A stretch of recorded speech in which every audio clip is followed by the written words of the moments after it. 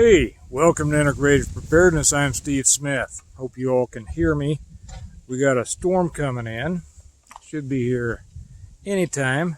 Hopefully it'll wait until we're done with this house. Almost done with it. I want to talk a little.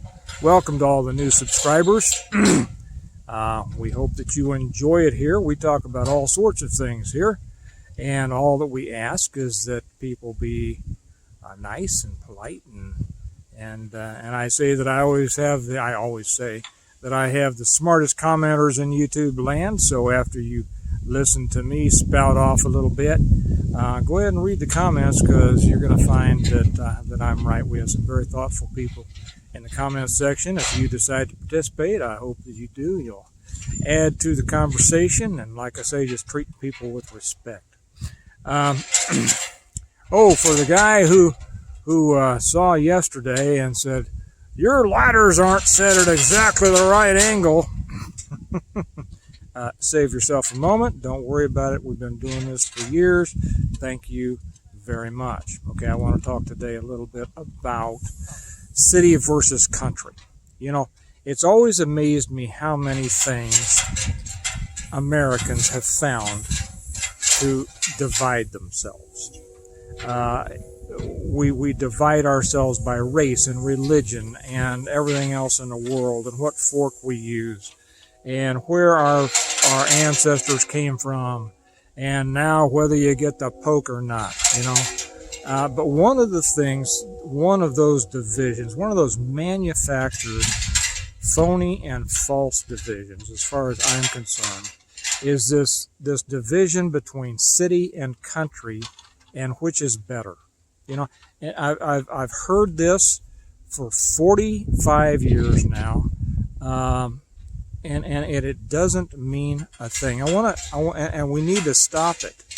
And I think it has to do with people who have only lived in one particular way, succumbing to that natural urge, perhaps, to think that people who do it differently aren't quite as good as they are, or don't know as much as they do, or whatever. I want to tell a couple of stories. You know, I've lived everywhere, and well, not everywhere in the world, but I have lived in all different situations. I have lived all different kinds of lifestyles. You know, I won't bore you with all the different things that I've done. That's not the purpose here. But I want to tell you a story. You know, and I hear this stuff about. Let me get you over like that. Maybe that's better. I don't know. We'll turn around, see where the storm's coming from. Supposed to get some big rain here. I don't care. This is our second house of the day, and I think that's all we're going to have time to do before we get going, before the rain comes. But years and years and years ago, I was headed somewhere. Forget where. I was headed to a tournament, a fight down in a college town, and I was driving along, and it turned out that my truck, the fuel gauge had broken, and I ran out of gas. Now I knew this stretch of road really well because I'd driven it so many times, and I knew that just over the next hill was a gas station. So I let that thing roll and roll and roll, and I actually had to, at the very peak of this is kind of a small hill, I actually had to get out and push. It was an S10, so it was a small truck. I was able to get it over the crest, and then I was rolling down. It was a divided highway, rolling down the divided highway, checking my mirrors right, no gas, no power, no everything, trying to judge how to get over to the center lane, because I had to cross the highway to get to this gas station. And so I judged it, and I kept it rolling, and I rolled, and as I was rolling through the intersection, trying to get over to the other side, there was a car coming down, and it wasn't, slowing down, so I had to actually almost come to a stop. Well, then I had to get out and start trying to push that pickup, small pickup, baby pickup, across the rest of the highway and up a small incline. Just a small incline, but when you're pushing a truck, it's big, right? To get up into the driveway of this gas station. Now, I was a pretty strong guy, and I got it most of the way, and I pushed it across the highway, and I pushed it up this little hill, and I pushed it up into the drive of the gas station. And finally, it got to the point, the angle of the incline was just too much. I couldn't get it over there. And turn around like this again.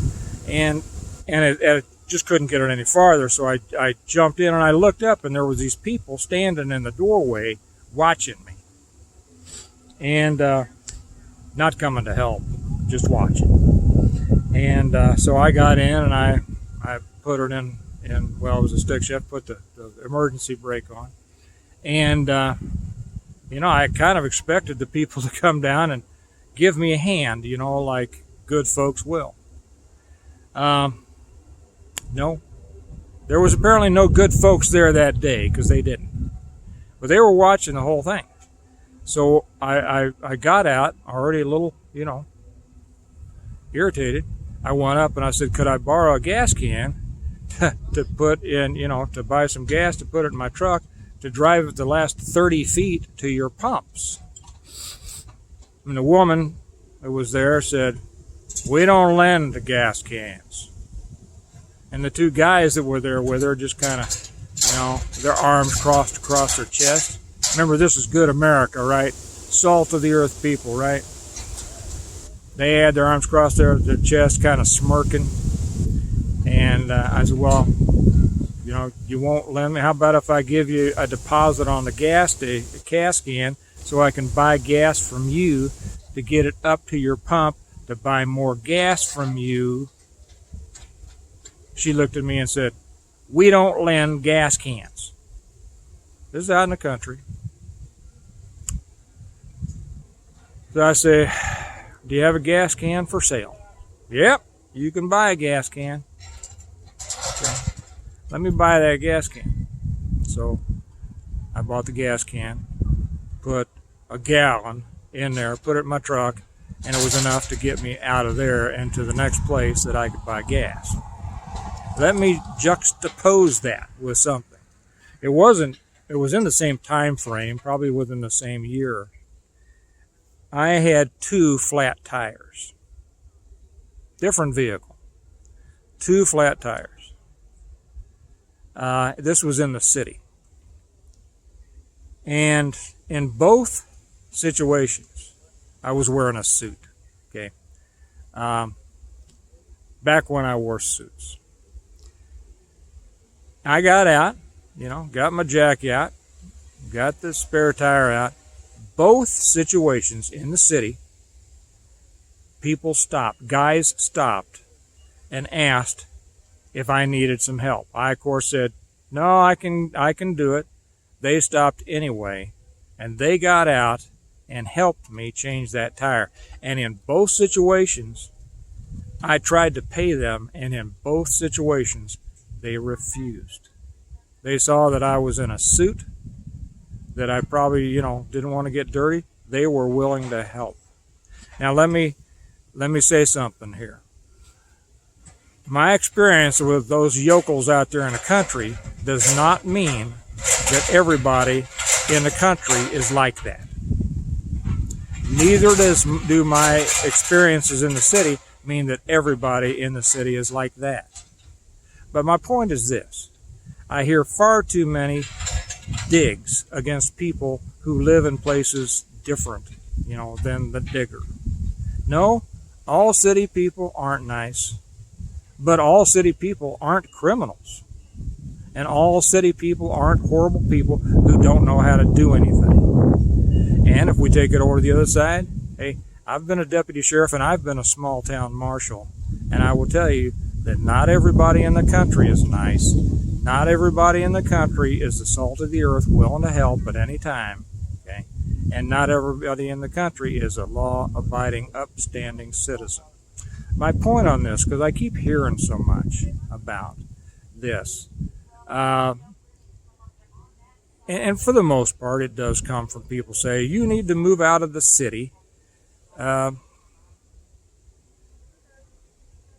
you live where you live. I live where I live. Okay, I've lived a lot of places. I like it. But the point is this. These are ridiculous distinctions. People who live in the city aren't stupid. People who live in the country aren't stupid. Okay? People who live in the city aren't all salt of the earth. Neither are people who live in the country. What matters with people is the kind of people they are, wherever they live. And I've been, some things have just, I've been wanting to make this for a long time. Maybe I just finally heard one too many things, one too many statements about city people. Okay, you know what? We're not half bad. A lot of us are really good, just like a lot of people out in the country. But that's because we're people. It's about the kind of people. So I would suggest stop categorizing people by the color of their skin, their religion, what fork they use, or where they live, and surround yourselves with like-minded people who are going to be with you and be there for you when you need them. Because you know where they are? They're everywhere, wherever you go. So I'm going to leave it at that. I hope you've taken this in the right way. I wasn't here to slam anybody, but I was here to kind of say, hey, check it out. There's good folks everywhere and bad folks. But anyway, I'll leave it there. Remember, I hear the noises of the crew wrapping up there. Looks like they're just about done. I think we're going to beat the rain. You all have a good day. Remember that we prepare well today in order to live well tomorrow. And I would say that a good preparation would be a good understanding of the truth of people. Okay? So you all have a good day. I'll talk to you later. Bye-bye.